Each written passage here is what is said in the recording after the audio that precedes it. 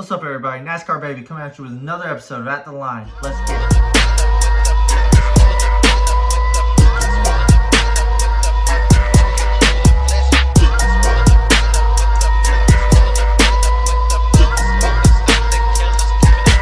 Bitches at my Brickyard, tryna touch. Sex so great, no blinded blood. Skull to feet, he covered up with dead vines, grows and liquid dust. Suicidal hollow. What's going on, guys? Sorry it's been a minute. I've been super busy. I haven't been back on since Talladega. I've been live. I've been watching. It's been nuts. I'm going to jump right in, and we're just going to go right into Pocono weekend catching up. We had Truck, Xfinity, and Cup. We got a little rained out with some rain there on Saturday. We still got that Cup race in. And you know who won, who took it. Kevin got his third win of the year. Oh, what an awesome race that was. People want to say Pocono's a snoozer, this and that. How about that strategy? I mean, why do people not appreciate a good strategy race? And, you know, Kevin came out on top. We go back to Sunday. You know, I don't know what people don't appreciate about a good race strategy, fuel mileage, conserving tires, trying to outdo the next guy on pit road. But Kevin had a shitty car just about the first 3/4 of the race. Ronnie gets him out front on 2 tires. He walks off with it, holds off Denny Hamlin. Good race. Let's get on to Sunday. Truck race. You give these guys no practice. Some of these guys have never been there. It's the tricky triangle, for Christ's sake. They had a bunch of cautions. There's a bunch of wrecks. Some shouldn't have happened. Some were errors by young guys. Shit happens. Truck was all right. Brandon Jones gets his first truck win in the Kyle Busch truck. I mean, we all kind of knew that truck was going to be fast and win the thing anyway. Going to Xfinity race. Holy mackerel. These boys are putting on a show week in and week out. Boy Noah's looking good. Justin Allgaier's up there. Myatt Snyder's looking great. Ross Chastain. They're all in the pack coming off of one. You've seen it. Man, I mean, people want to say Myatt dumped him. Myatt said he was out of the throttle and Cindric was in his ass. It was a racing deal. We had a little Talladega wreck. Poor Daniel Hemrick cannot catch a damn break.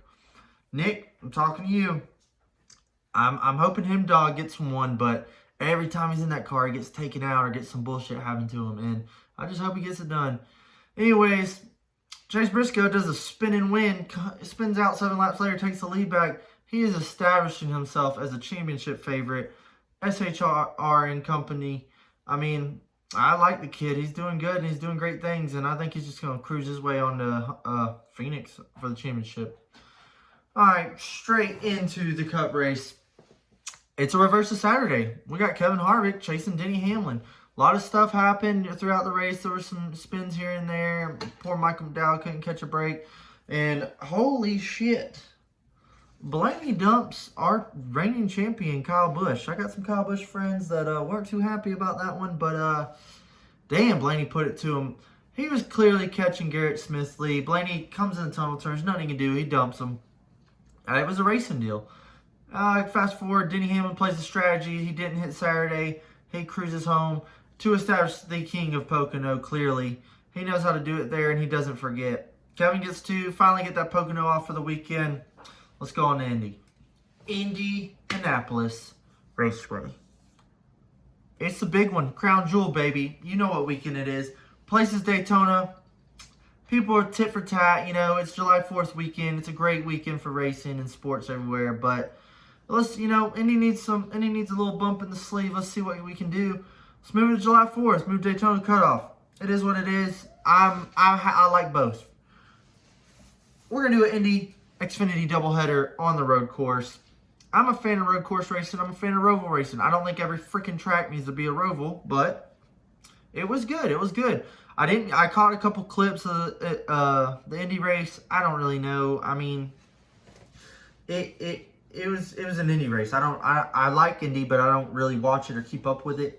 So I definitely tuned in for the Xfinity race, and man, it was a classic good. You know, it was really weird to see him go like backwards on the front stretch, but then, you know, we get down to 10 to go. These guys are battling it out, and we got 4 cats under a blanket. It looks like Allmendinger and Cindric are going to blow Briscoe's doors off and battle it out for the win. But Briscoe hangs right in there, brings in Noah Gragson and Justin Haley. And we got all these dudes battling in the turns with like 3 to go. Cindric and Dinger, I think they used their stuff up. Cindric got desperate, started beating the doors off everybody, and Briscoe got by, and once he got clean air again, he took off. So the battle for second was on. That was a very exciting Roval race. And do I think Cup needs to run the Roval? No. Do I think every track needs to get a Roval? No. It was a good one-off deal. Yeah, I mean, Xfinity could do that every year, but I'm kind of on the verge of, if it's not on the big track, I don't really see the point of going to Indy. Either do the big track, the big glorious historic track, or don't do it at all. It was cool, but like, there's other road courses we could go to, so why not go to those? The Brickyard 400. Classic, traditional race. We've been doing it 26 years. Dale Earnhardt dreamed of it. He got him one. Jeff Gordon got the first one. Kiss the bricks, climb the fence. You know the deal. Indy is such an iconic race. It's why it's a crown jewel. I love watching Indy races. People want to bitch about, oh, it's boring. Oh, they get strung out. The cars weren't made for this. Well, they weren't made for any of the fucking tracks. It's a race car. Race it on where we race. I don't get the argument there. It gets strung out. There's some green flag racing. We can't pass the leaders because he's got clean air. That happens every freaking week. So I don't know what people bitch about. Indy is awesome. All drivers dream of winning there. It's so historic. And holy shit, we had a barn burner. We had dudes wrecking, blowing tires, hitting doors. You name it, you had it in this race. I can't agree with the Goodyear issue, but when you go 190 miles an hour into a turn, and you keep doing it and doing it and doing it, and Goodyear tells you, hey, don't only run this certain tire pressure or this motherfucker's gonna blow. Don't push the envelope. We saw plenty of guys have some hard hits. I'm glad everyone was okay, but damn. Denny Hamlin had this thing wrapped up. He was cruising. Kevin was not going to catch him. The classic, Kevin and Denny battling, establishing themselves as some standout characters going, Phoenix in the fall. They're looking really good heading in the playoffs soon.